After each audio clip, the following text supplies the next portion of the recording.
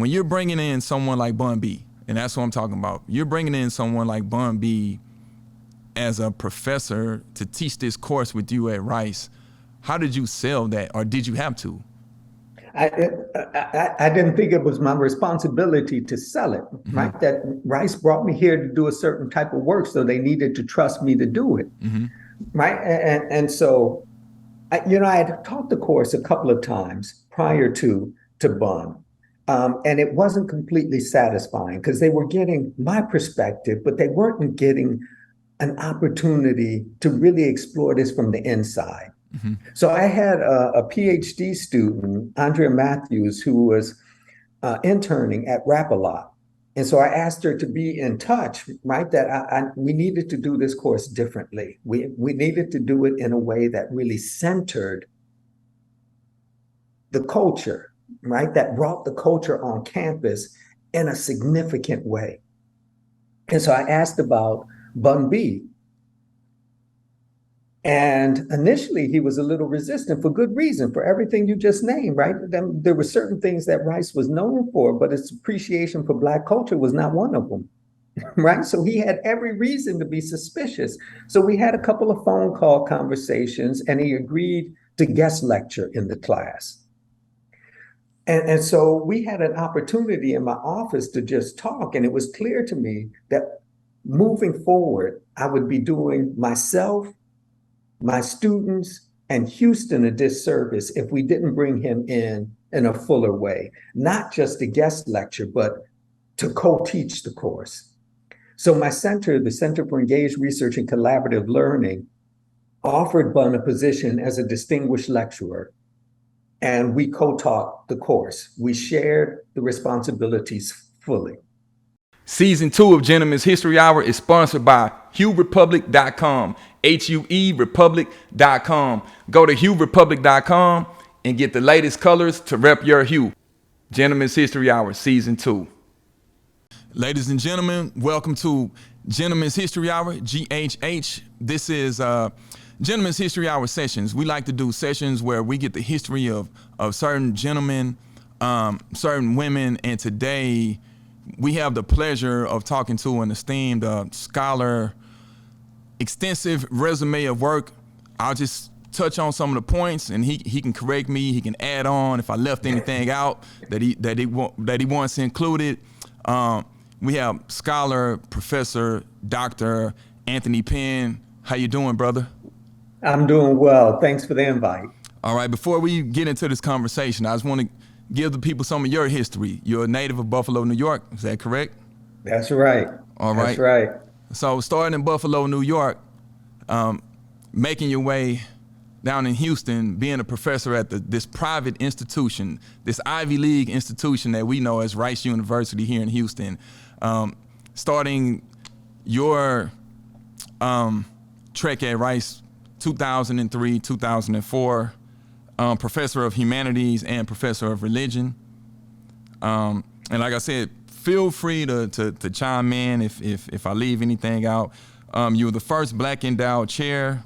You developed a doctoral concentration in the study of African American religion. Author of 14 books. I know you're working on a new book. We're gonna get to that. I wanna pick your brain on where you are with that book. You founded Rice's Center for African American or African and African American Studies. You got your BA from Columbia. You got your PhD from Harvard in religion, following that tradition of W.E.B. Du Bois. What else? Oh, one thing I do not want to leave out, you were elected to the American Academy of Arts and Sciences. And for people that don't know, this is something that was founded around the 1700s. I want to say maybe like 1780. 1780. And just to let people know that's watching this, that's listening to this, the extensive group of people that's also a part of this. You had I was gonna start with the early Europeans. They call them the founding fathers, but we had Dr. King in the company of Dr. King. Recently, Oprah Winfrey, Einstein is in that company. I mean, it's neurosurgeons, philanthropists, scholars. I mean, it's an extensive group. It's the American Academy of Arts and Sciences, and I want to say congratulations on that achievement. Thank you, sir. And I want to say you were the first elected from Rice's Humanities department to be a part of. The second from the School of Humanities. The first person from Rice's Humanities division to be elected was elected, I think, in the 1990s. Okay. So I'm the only current member of the faculty who's a fellow. And I just want people to understand, a lot of times, you know, we celebrate the accomplishments of entertainers and athletes, and it makes the headlines and it makes the news. But a lot of times in our community, we need to know who the scholars are. The narratives need to be just as equal as how we celebrate something that Jay-Z or Puff Daddy does. We got to celebrate our scholars, man. I don't want kids growing up thinking that it's only one narrative. As Biggie said, you either slinging crack rock or you got a wicked jump shot. Times have changed. And lastly, founder and executive director of the Center for Engaged Research and Collaborative Learning. So that's right. If I left anything out, please let me know. If it's anything that you wanted the people to know that I didn't touch on. No, I think that's more than enough. Appreciate you. All right. So what we do with this show, Dr. Pinn, is we like to give people's journey. And for this topic, primarily we're going to talk about hip hop and spirituality, but I want to get your journey, your personal journey with hip hop and spirituality. So just to start, what was your introduction to hip hop? Because a lot of us, we were introduced through an older cousin and older brother. So I want to know, how were you introduced to hip hop? Yeah, so for me, it wasn't my siblings. I'm the youngest by a good number of years. For me, it was hanging out with cousins and owning a radio. So and it just clicked for me. So being from Buffalo, and I know, you know, we like to say the Mecca of New York is New York, and starting in the Bronx. A lot of the historians will say, you know, hip hop started Kool Herc in the Bronx and the parties. So that energy that was going on in New York, how are you guys getting that energy in Buffalo? Just through the radio? Well, and folks moving, right? I mean, anybody with a car could get to New York. So the culture moved, but for a whole lot of us, it was really the radio. And then it was the tapes being passed around. What was some early... the cassettes being passed around. What was some early artists you remember just blowing you away? And during those early stages of hip hop that just... Oh, that's a hard one. But I think the one that really captured a whole lot for me was the track "The Message." Grandmaster Flash and the Furious Five. It just spoke a reality that was powerful. Yeah, a lot of people say that was the first socially conscious rap song that was put out. I mean, it was huge. It was huge. It spoke worlds, right? And one of the things I deeply appreciated about it was that it gave a sense of life. It gave a sense of the tragic dimensions of life, but it did not involve surrendering to that tragedy. Right? There was a sense of importance, a sense of self, the ability to overcome circumstances, and that was powerful. And for the people that may not know, once you hear that, don't push me because I'm close to the edge. I'm trying not to lose my head. Right? I mean, this is just powerful. Yeah. And you did not have to be in New York City in order to experience the conditions of life, right? The hard conditions of life, those were spread across urban context. You did not have to be in New York, but something about it rang true.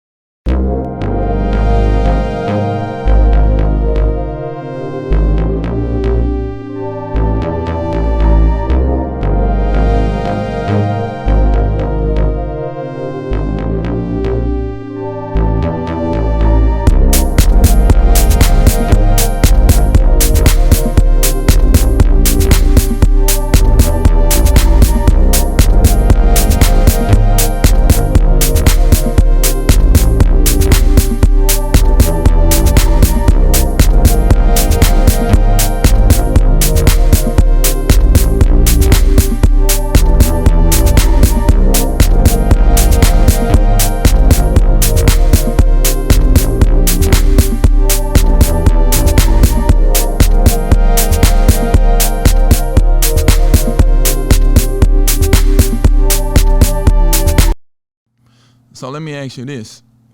When did your journey of hip hop and spirituality intertwine? From the very beginning, right? So I was involved in the church very early on, right? Church family was just that, family, right? Spent a whole lot of time within the church, and we're not talking about just Sunday. Church was every day of the week. There was something happening, right? So I was deeply involved in the church, entered ministry very early, right? So I'm entering ministry and I'm trying to figure out what it means to be a minister at the same time that I'm trying to understand myself in relationship to hip hop. And so what began to happen for me was both the language of the church and the language of hip hop gave me a way of describing myself, describing circumstances, of thinking about future, right? Both of those together gave me a sense of what it meant to be and to be in the world. Around what time period was this? Oh, geez. This was late 70s moving forward. And the reason why I asked, because I wanted to know, how did your family and the other people in the church, because, you know, hip hop was still very, very young during that time. They did, you know, a lot of people rebelled against it. Yeah. It wasn't as accepted as it is now. So how was that when you started intertwining hip hop and spirituality? How was that received? It's an old story. Think about it. Before churches frowned on hip hop, they frowned on the blues. Exactly. Right. So this is an old story. And with the blues, you get this conversation that this is the devil's music. It has no place within the church. And it's Pentecostal churches and some Baptist churches that begin to integrate it, right? Their argument is you use everything to praise the Lord. Other churches, once they saw what the blues, right, gospel blues, gospel music meant for these churches in terms of growth and new possibilities, other churches got a new revelation and welcomed this music, right? So as hip hop is developing, you have the same conversation taking place in churches, that this is the devil's music. They're talking about stuff we don't want to talk about. They're celebrating dimensions of life that we don't want to talk about, we don't want to deal with, right? So there was some resistance. But for me, there was a truth in this music that I was not willing to deny. So for me, it was a matter of trying to hold in tension these competing claims, right? To hold together these competing claims. A lot of times, I know, and this is a part of the journey we'll get into later, the idea of knowledge of self, right? And for some of us growing up in the South, once you get that knowledge of self, there are tough conversations that you have to have, because a lot of us in the South here, it's the Bible Belt. So you grow up going to church and you were taught not to question anything. So you just say, hey, just accept it. Just accept it. This is how it is. You accept it. And, you know, any type of question is like, no, we don't do that. You just accept it on surface value. You step out on faith. So with you, at a certain point, there had to be a break. Was there a certain point where religion or Christianity in the church, you had to just, okay, was there a point where there was just a complete break?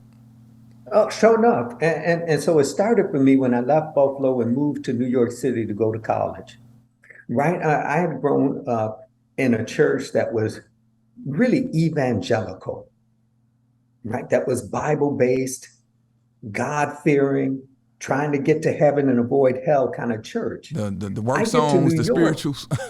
Man, yeah. You know, and I had gone to a conservative high school.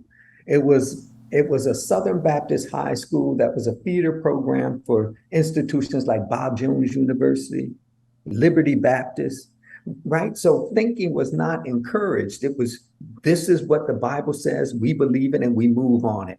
I get to New York and I'm encountering all these folks who don't think what I think, who don't believe what I believe, and they're good with that, right? So this is freaking me out. And when you add to that a whole lot of these folks who did not believe what I believed treated me better than the church folks treated me. Right? That you got to ponder that. You got to think about that, right? There was this disconnect. And I'm encountering a world that is deeply troubled, right? So think about it. I get to New York in 1982. So I'm getting to New York, and what's beginning to develop are the consequences of crack cocaine, right? And a disregard for Black life. And so I'm encountering folks who are having an easier time thinking about their demise than thinking about their future. And I'm encountering these folks in a church that is supposed to be about providing better life options, right? Helping us find a better way. But in the context of these churches, are folks who are having a hell of a time thinking of a future, right? Succumbing to the circumstances of life. And my relationship to the church is slowly shifting and changing. I found it increasingly difficult to preach about heaven. When I had to preach, I preached about our responsibilities to do something in this physical world, right? To make a difference within the context of our communities that are suffering, right? Our communities suffering in the context of a country that does not love us. Not waiting to die to get Oh, rewarded. so yeah, I'm wrestling with this and getting some resistance within the context of churches, but hip hop is recognizing these circumstances of life, right? And addressing these circumstances. And so I'm having a difficult time in church. My relationship to Christianity is altering. My relationship to ministry is changing, right? So I went from being evangelical to kind of thinking about Christian ministry along the lines of Adam Clayton Powell Jr., right? And church was the occasion, the opportunity to do something in the world. And that's how I was beginning to think. I left New York. I was still interested in ministry, but a very different sense of ministry, and still committed to hip hop, right? Trying to hold these two together. I get to Cambridge, Massachusetts. I'm in school at Harvard, and I'm increasingly moving away from the idea of ministry, but holding on to hip hop. And it reached a point where I just had to let something go, right? That there were lots of things I was willing to be, but I was not going to be a hypocrite. And I was not going to be in a pulpit preaching what I did not believe, trying to convince folks of a life that I did not think existed. I was not going to be in the pulpit trying to convince folks to look to heaven and disregard the circumstances of their own lives. I was not going to do that. So I left the church, left ministry, left belief in God, but continued to hold on to hip hop. Now, did this start when you were at Harvard? It started in New York at Columbia, but it was Trickled down. fully realized when I was at Harvard. Now I'm gonna take you back. Your dissertation was titled, and you correct me if I'm wrong, I Wonder as I Wonder. Yeah, W-O-N-D-E-R, you did some research, didn't you? W-A. And the reason why I wanted to ask you, was that inspired by the Langston Hughes? Was that inspired by Langston Hughes? Yes, it was. Yes, it was. And for me, it revolved around a central question. What can you say about God in light of Black suffering in the world?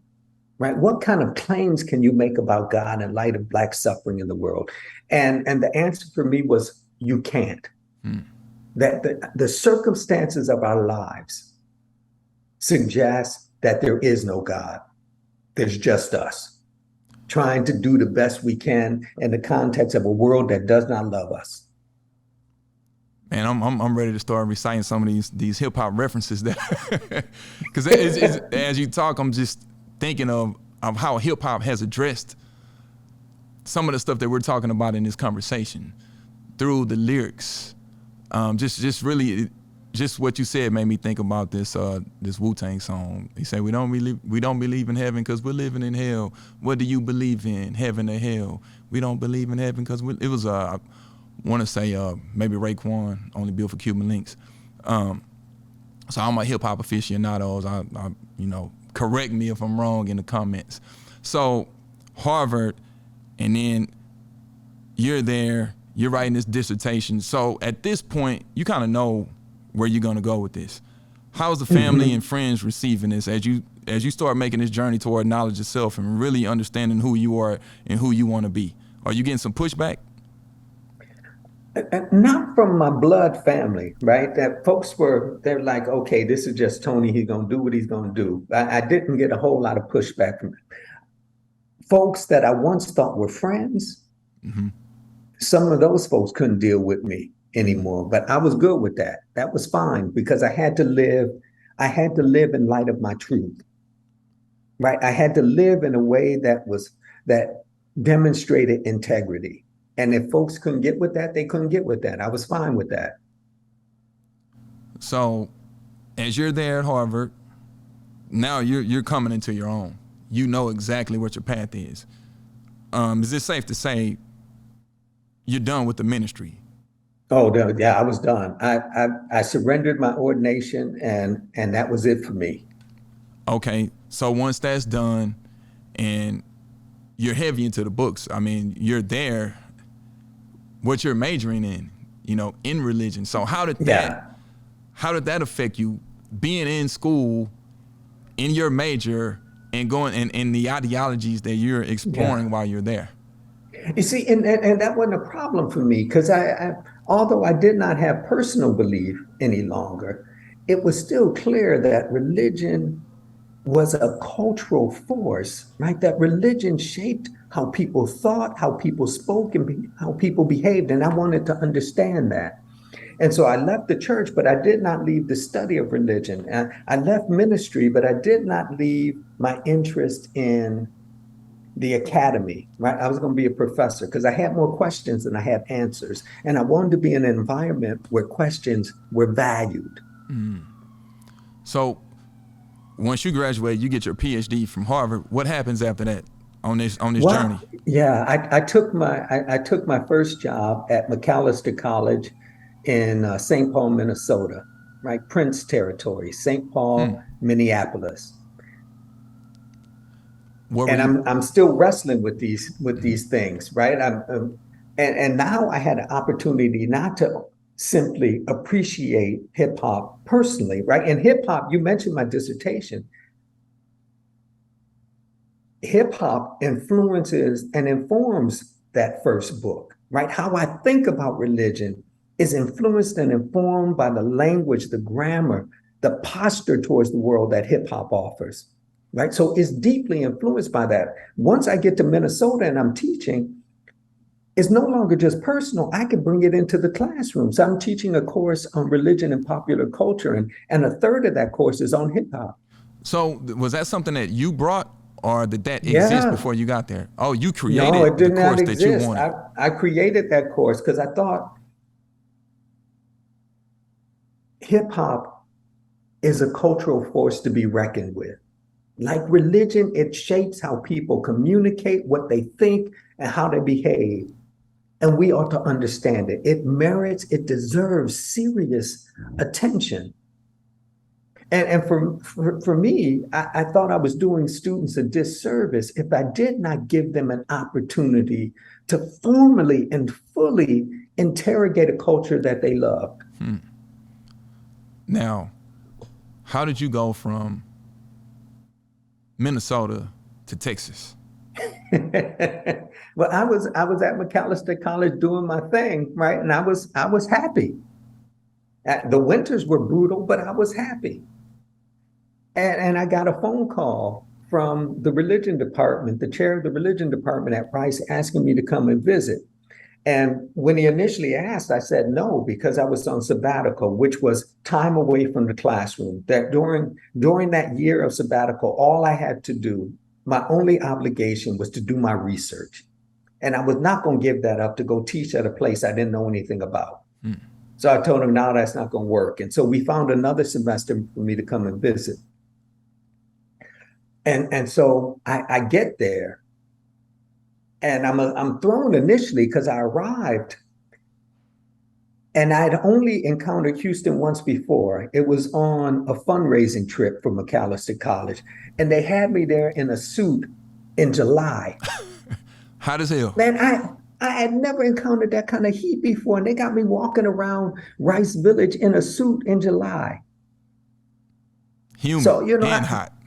I didn't know what to expect, but I got there. I'm interacting with the students, you know, and Houston was significant to me.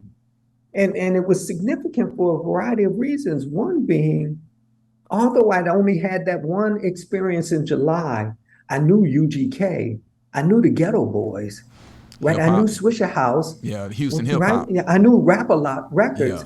And so for me, I knew DJ Screw, right? And so I'm like, this is the place, Yeah, and right? around that time, those early 2000s, Houston, the independent scene in Houston was prospering. I mean, it was growing. It was, I mean, for me, this was just fantastic. And so when I got here, I thought, this is an opportunity, right? That how can we bring students to Rice who are influenced and informed by hip hop and not give them a formal opportunity to explore the culture? And what better place to do it When they than Houston, recruited you, Texas? when they recruited you to teach at Rice, was it okay? They were hands off. You developed the class, you developed the course, the curriculum. How did They that told go? me, they said, look, come and do your thing. Whatever you want to do, we will support, right? Just come and build in a way that makes sense to you. And so it had to include this culture that I loved. And I'm encountering all these students who have an appreciation for hip hop, but don't have a sense that appreciation ought to move from what they listen to the dorm room to what they study in the classroom. And so this was an opportunity to do it differently.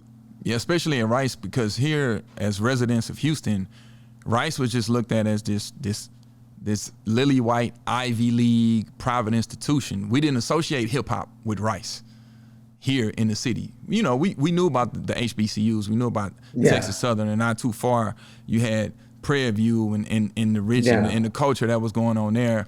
But we didn't really associate Rice with hip hop.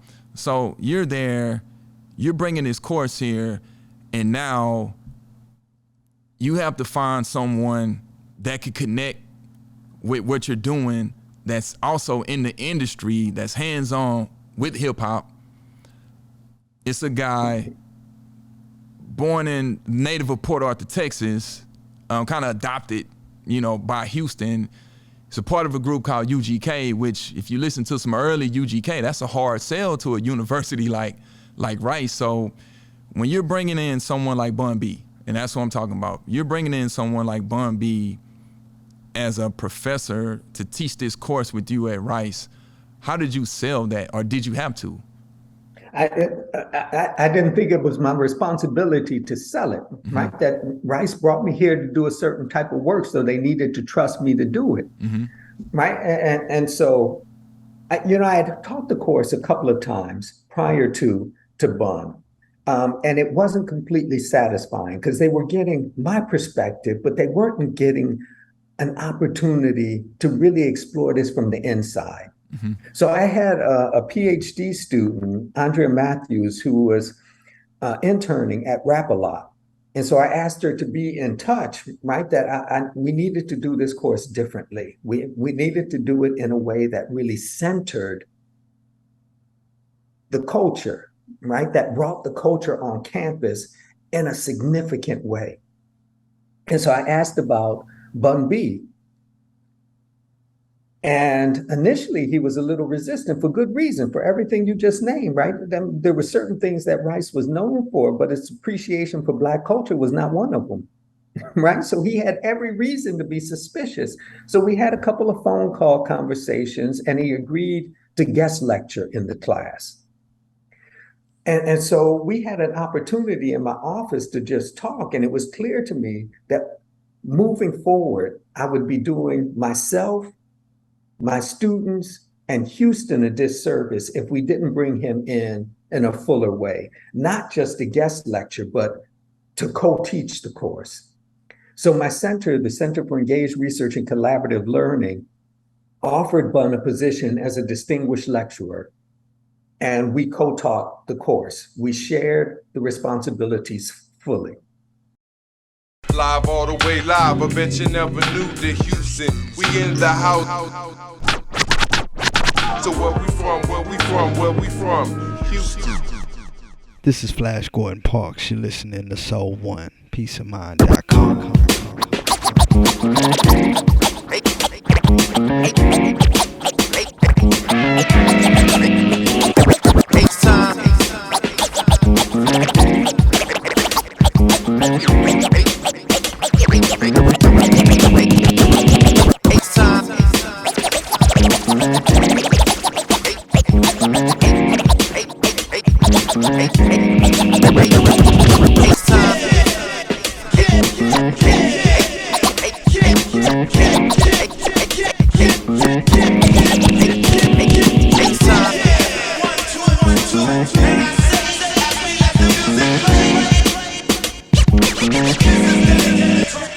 It's time.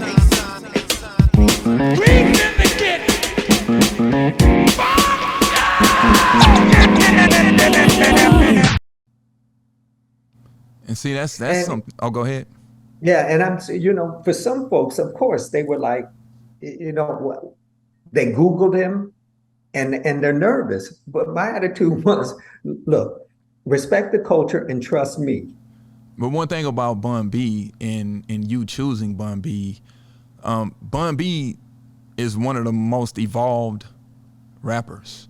Meaning, and I'm just saying, if you listen to his music from the early times, a part of UGK, and you listen and you listen to him rap and his growth, not just as a rapper, but his growth in how he articulates himself. It's a dude difference. Is brilliant, It's and that was clear. Mm-hmm. Right? It didn't. In that conversation with him, it was clear he's brilliant, and that. Again, something would remain missing from the class if he didn't participate in a fuller way. So I didn't hesitate. I had no concerns. It was clear to me that if we did the thing together, we could do something special. Okay, so let's get into it. Let's get into this thing called hip hop. I want to talk about hip hop and spirituality and how it coincides with the classroom. I'm an outsider. I'm just a kid that grew up listening to hip hop. Now, I'm a native of Houston, so my introduction to spirituality and hip hop was through the lyrics primarily of East Coast rappers. The first person that really just blew my mind was Rakim. Mm-hmm. And when I say that, because he was calling himself or referencing, he referenced mm-hmm. himself as the God. Mm-hmm. I'm the God MC. This is pre Jay-Z saying Hove. This is Rakim saying the God MC. And down south, that wasn't something, that was sacrilegious. You don't call yourself God. You don't, that's I forgot the word, idolatry or whatever, you want to call it. Yeah. But to hear that, I'm like, okay, who's this dude? Then he had the nerve to call himself Rakim Allah. So I'm like, wow. How, as a kid, I'm trying to figure out put the puzzle pieces together of, okay, Rakim Allah, he's the God MC. And I'm listening to some of the records, and I'm not really totally understanding what he's saying, and I had to evolve with him. So at a certain point in time, hip hop made you have to study it. And from studying it, I had an understanding of, okay, he's a part of what we call the nation of gods and earths in hip hop. And from reading Rakim's book, this is in 1985 when he got introduced to what we call knowledge of self.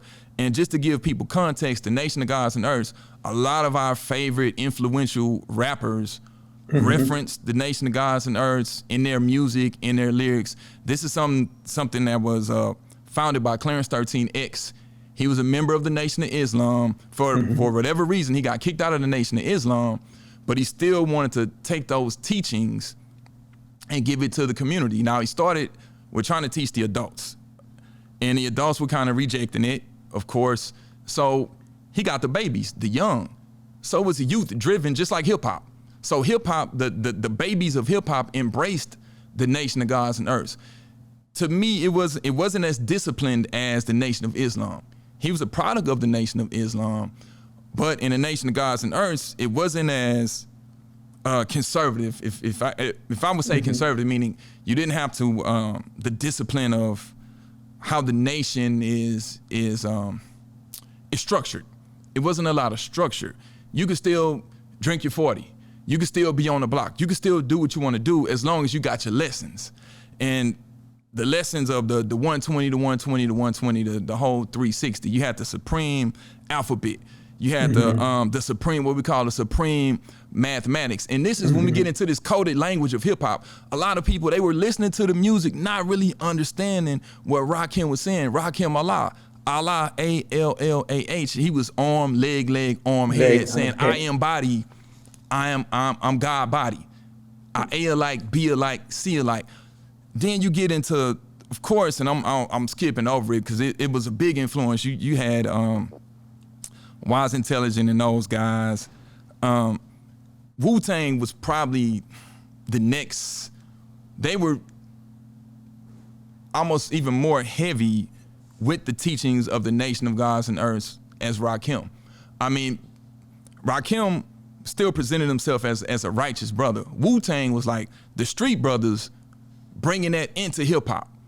And listening to early Wu-Tang, I had to go back. Once I did the knowledge on, I'm like, okay, if Ghostface is saying I'm going to get my culture cipher, he's saying I'm going to get my 40.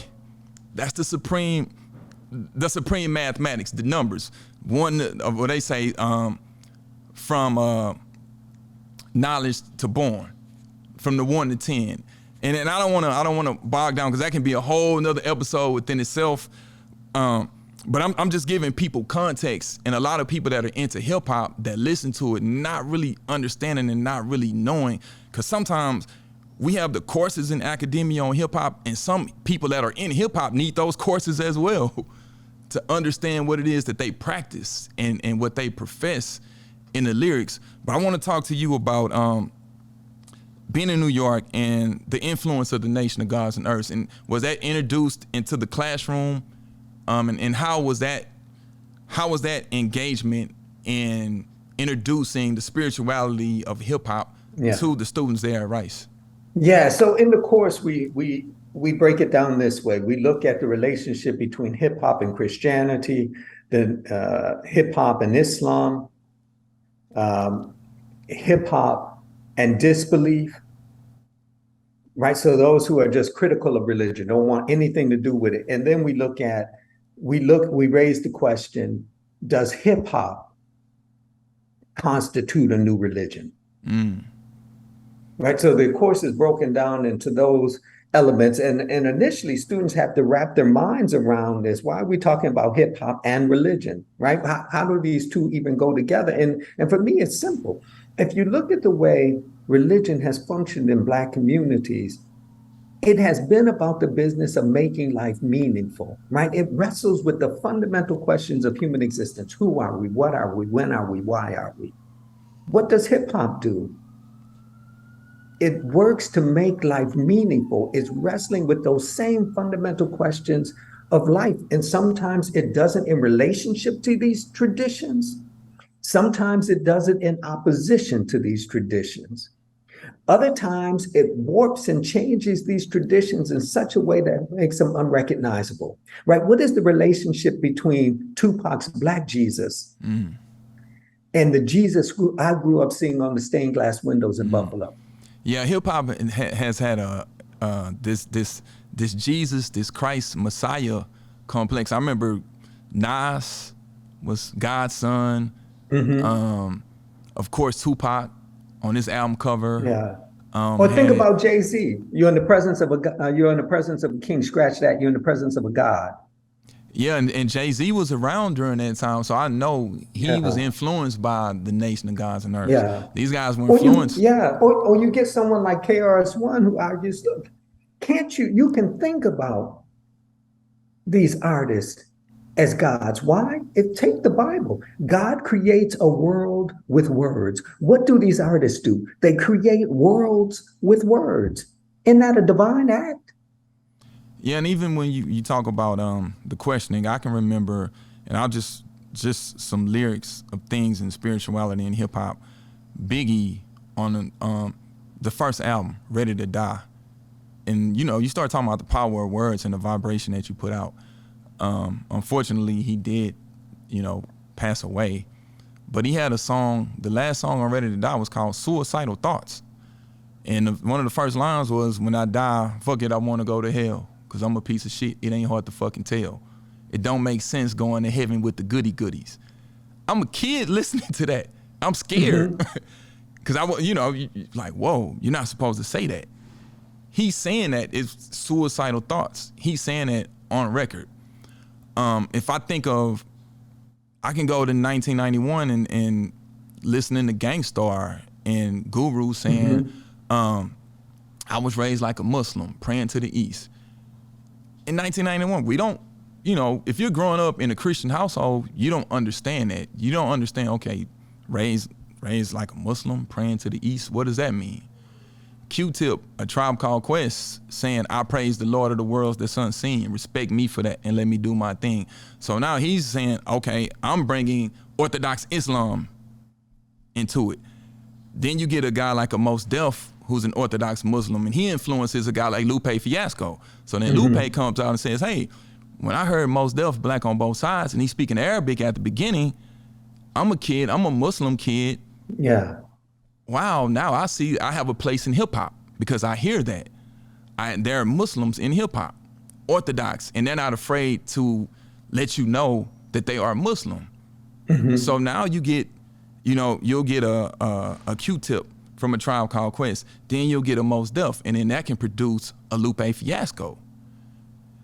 Yeah. And don't forget about X-Clan taking us back to the Egyptian mystery systems, or oh yeah, now that's the whole nother layer, and Brother Jay and really the Afrocentricity of hip hop, and or Arrested Development introducing us to Ifa, and that's the other the African centered spirituality, as well as I can't forget down south with the Dungeon Family, with Goody Mob and Outkast and Organized Noise, and the kind of music that they were making that really, from the production standpoint, the South to me had those elements of the spirituals, those elements of the blues, whether it's UGK, whether it's A-Ball and MJG. When I listen to the production of it, the spiritual side that I get from it is being raised in the church and the live instruments that they were integrating in the music.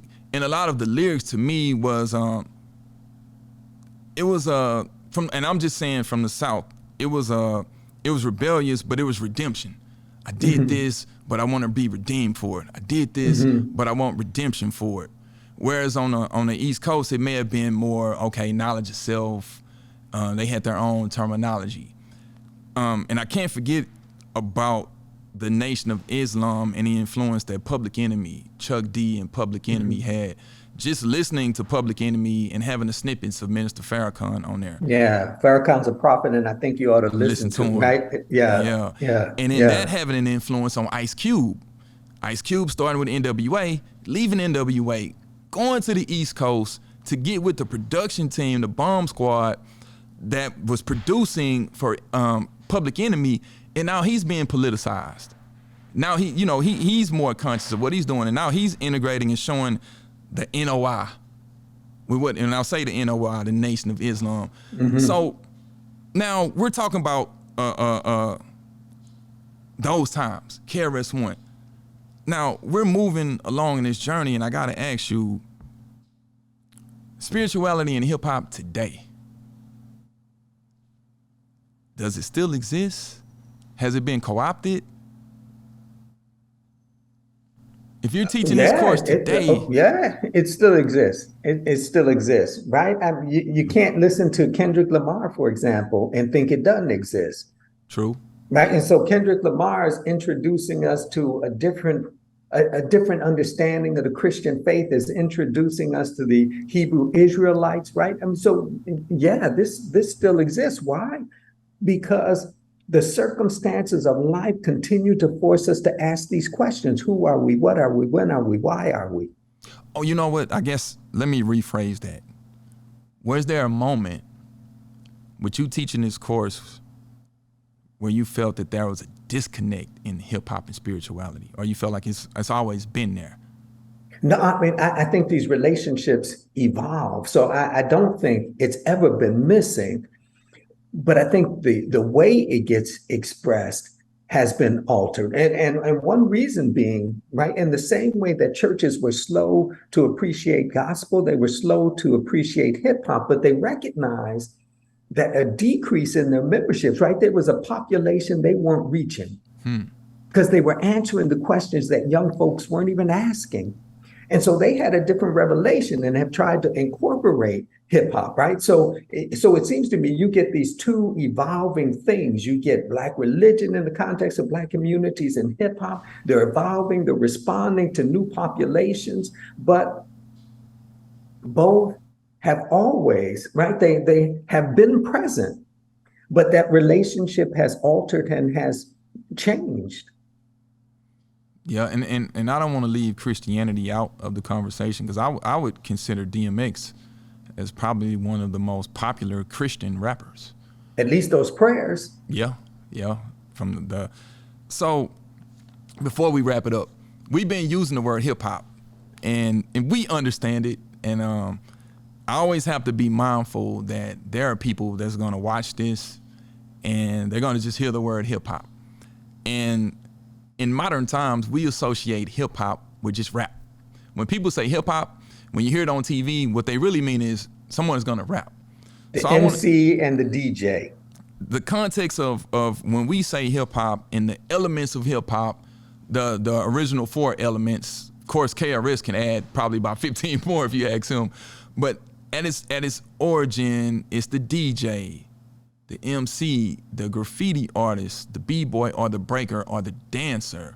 Mm-hmm. And are those elements included when we talk about spirituality in hip hop? Oh, sure enough, right? So kind of relate this to what's taking place in religious organizations. So think about the Black church. Mm-hmm. An element of worship within the context of Black church is liturgical dance. Mm-hmm. Right. And if you think about a concert, for example, as a comparable moment of togetherness, right? A comparable moment of the like-minded celebrating their commitments, an element of that is dance, right? And so, it seems to me that is present. If you think about these religious traditions, all of them have a visual element. And so does hip hop. Right, the graffiti artists, and although we often forget to celebrate these two, the larger mainstream world hasn't forgotten. Right, it's difficult to think about contemporary art and not think about the influence of Basquiat. Mm-hmm. And if you think about Basquiat, you have to think about tagging. Right, his early influence is hip hop culture. Yeah, and again, it's a resurgence. The way we think about contemporary art is deeply influenced by him. Would you, if I said the first entertainers were preachers, would you agree with that? I would say some of the early entertainers were certainly preachers. Mm-hmm. Certainly preachers, yeah. And I say that just to kind of, bring us back to where we started and talking about ministers, because to be a preacher, you're an MC to a certain degree. Oh, you're an MC. You got to move the crowd. MC and the minister of music is your DJ. Exactly. Master of ceremony, or as Rakim said, MC means move the crowd. You got to move the crowd so they can move their wallets and put that money in. But also, before we wrap it up, I want to talk about, you've written 14 books.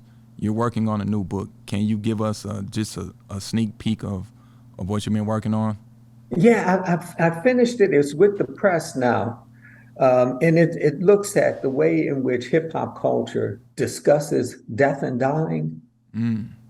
And so my basic argument is that the larger American culture is all about the business of trying to separate life and death, and to protect us from death, to bracket it off, to keep us safe from it. But one of the values for me of hip hop is the way it understands that life and death always bleed together. Right? They are already and always connected. And if you think about life and death that way, what does it mean?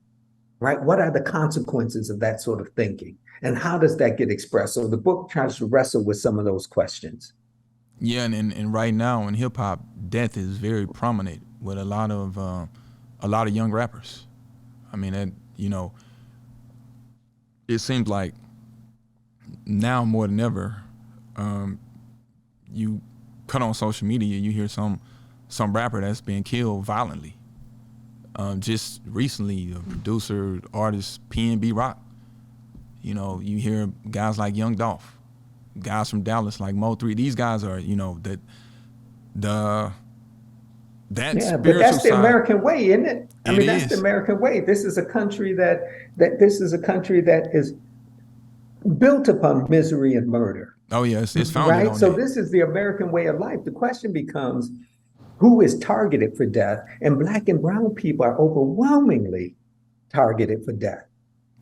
Yeah, we do need a resurgence or a cleansing of what's going on from a spiritual aspect with the music, because I know now it's a business and you got so many hands in it, and I really wish that there would be more of a connect, just like how we're having this conversation. And I said it earlier, I really wish a lot of these artists need to take that class. I think it's, some people get into hip hop and they don't know the history themselves. They just get in it because it looks like a get rich quick, or they just mimic someone that did it that's not as old as them. But they don't really understand what it's founded on, to have that appreciation and understanding the spiritual element. It strikes me that that's every belief system, right? How many Christians have actually read the Bible? True. Yeah. Right? How many Muslims really know the Quran? True. Because they're just in Christianity itself, Jesus and Christianity didn't even exist at the same time. And he's the co-star, and he's not the co-star, he's the star of the Bible, but Christianity came about 400 years after the death of Christ. But it seems to me it's a similar scenario that I would argue a significant percentage of Black Christians know the Bible based upon what the preacher says.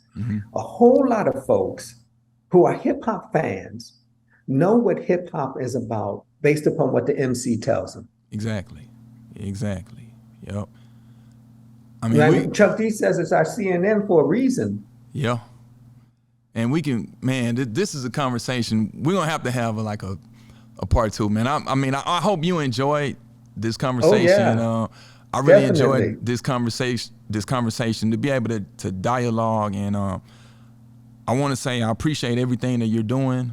I appreciate you taking the time. I appreciate you taking that trip to Rice and standing out there in that heat and embracing the city. That's something that's needed.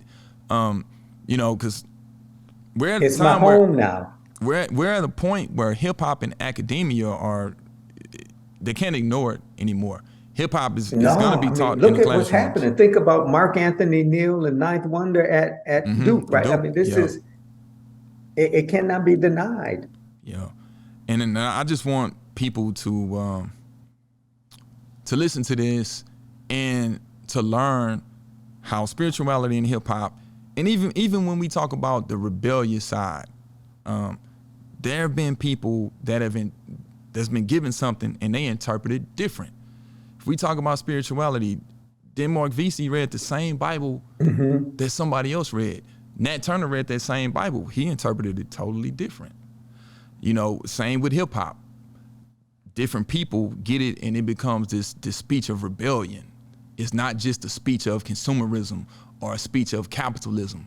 I'm just hoping that we get some more Nat Turners coming through in hip hop, some more Denmark Veseys coming through in hip hop, some Richard Allens, just some outliers. Of course, you have like a Kendrick Lamar, but we need even more of those kind of guys, a modern day Chuck D or a modern day Rakim. And I think it's there. I think having these conversations and putting that energy out there, there are kids right now that are studying because their parents are raising them on that. Kendrick Lamar is a product of someone playing that music for him. And then you're going to get a guy like a Kendrick Lamar. Yeah. You know, even in history, you're going to get certain revolutionary leaders because you got someone else. You got a Marcus Garvey inspired by Booker T. Washington. You got, you know, you get a Malcolm X. You get, you know, it's always been there. But, man, we can go on and on, but I don't want to hold you. I just want to say I appreciate you. I want to give a shout out to Mr. and Miss Kelly for introducing us, man. For sure, yeah, and, yeah. I just appreciate you, Dr. Pinn. I want to say just continue doing what you're doing, and if it's anything that you want to share to the people before we wrap this up, anything that you got going on, or anything you just want to share in general. Well, I just want to thank you for this opportunity to chop it up, to chat. Really appreciate you and appreciate your work you're doing. Hopefully we get another opportunity to talk. Oh, definitely. You won't be, this won't be the last. So I just want to say thank you on behalf of Gentleman's History Hour, Equality. I got my man Savvy. Oh, hit the subscribe button, people. I got to do my plugs. Subscribe, hit the like. When we started this Dr. Pinn, we wanted to have conversations. Primarily, we said gentlemen, because a lot of times you see black men in the media, they're discussing sports and entertainment. They're not having, and that's fine. I like that. But every time I cut on my TV, I do want to hear and see black men having intellectual dialogues. Not just every time I see a black man on TV, he's talking about sports or he's only talking about entertainment. So one of our goals with starting Gentleman's History Hour was to delve into the journey of gentlemen, to delve into the journey of history and how it relates to the now. So I just want to say your journey is one that's still being written. And anytime you want to come back, let me know and we'll hook it up. Anytime you got anything going on, let us know so we can let our people know. Sounds good. That'll work. All right, I appreciate you. Thank you, and enjoy the rest of your night, man. Thanks so much. All right, peace.